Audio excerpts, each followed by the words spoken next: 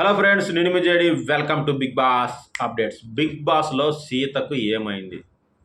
Yes, నామినేషన్స్లో కూడా లేదు. Nominations లేకపోతే మంచిదే గారా బాబు, ఎందుకు చెప్తున్నాను అనుకుంటున్నారేమో. నామినేషన్లో ఖచ్చితంగా ఉండాలి. మంచి ప్లేయర్ అనుకున్న వాళ్ళు ప్రతి ఒక్కరు ప్రతి వీక్ నామినేషన్స్లోకి వస్తేనే వాళ్ళ స్ట్రెంగ్త్ అనేది పెరుగుతుంది. సీత మంచి ప్లేయర్, అందులో ఎలాంటి డౌట్ లేదు. జెన్యున్ ప్లేయర్, అందరి బాగును కోరుకుంటుంది. కానీ ఏమవుతుంది అంటే కంటెంట్ రావట్లేదు సీత. అది అంటే కంటెంట్ నా దాకా వస్తేనే తిరగబడతా ఇస్తా అని అనుకోవడానికి లేదు. బిగ్ బాస్లో ఒకటి గుర్తుపెట్టుకోండి, కంటెంట్ దగ్గరికి మనమే వెళ్ళాలి, మనమే కంటెంట్ను వెతుక్కోవాలి, స్వయాన క్రియేట్ చేసుకోవాలి. That is Bigg Boss. Nagarjuna garu కూడా ఎన్నోసార్లు చెప్పారు ఇది. కానీ సీత ఆడగల కెపాసిటీ ఉంది, మాట్లాడగల కెపాసిటీ ఉంది, ఎమోషన్ ఉంది, ఏడవగల కెపాసిటీ కూడా ఉంది. కానీ తన దాకా వస్తేనని ధోరణిలో ఉండిపోతుంది.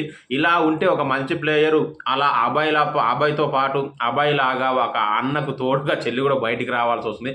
ఖచ్చితంగా సీత మంచి గేమ్ అంటే తనకు తాను ఇనిషియేట్ తీసుకొని గేమ్ ఆడి నామినేషన్స్లోకి వచ్చి తన ఓటింగ్ కెపాసిటీని పెంచుకుంటేనే ఎక్కువ రోజులు ఉంటుందని నేను అనుకుంటున్నాను.